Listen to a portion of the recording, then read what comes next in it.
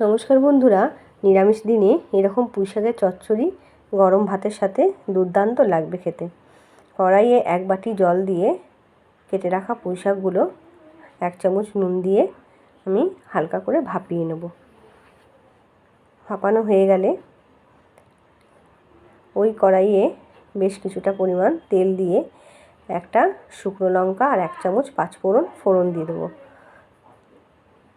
তারপর আদা, কাঁচা লঙ্কা আর জিরে বাটা দিয়ে মশলাটা ভালো করে একটু ভাজা করে নেব। তারপর দুটো পটল একটু ভাজা ভাজা করে নিয়ে দিয়ে দেবো আলু, পেঁপে আর কুমড়োটা ভালো করে মশলার সাথে ভাজা করে নেব। তারপর দিয়ে দেবো একটা বেগুনটা বন্ধুরা আগে দিয়ে দিলে গলে যাবে বলে আমি আগে আলু কুমড়োটা একটু ভাজা হয়ে গেলে তারপরে বেগুনটা দেব। দিয়ে ভাজা করে নিয়ে স্বাদ মতন নুন আর হলুদ দিয়ে মশলার সাথে ভালো করে একটুখানি নাড়িয়ে নেব।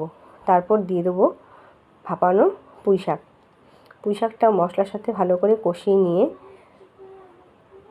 অল্প পরিমাণে জল দিয়ে দেবো। দিয়ে 5 থেকে 7 মিনিটের জন্য আমি ঢাকা দিয়ে দেব। তারপর ঢাকাটা খুলে সবজিগুলো সেদ্ধ হয়ে গেলে স্বাদ মতন চিনি দিলেই হয়ে যাবে আজকে আমার পুঁইশাকের চচ্চড়ি। রেসিপিটি ভালো লাগলে অবশ্যই লাইক, শেয়ার, কমেন্ট করবেন। আর যারা ইউটিউব থেকে দেখছেন তারা একটা সাবস্ক্রাইব করে দেবেন।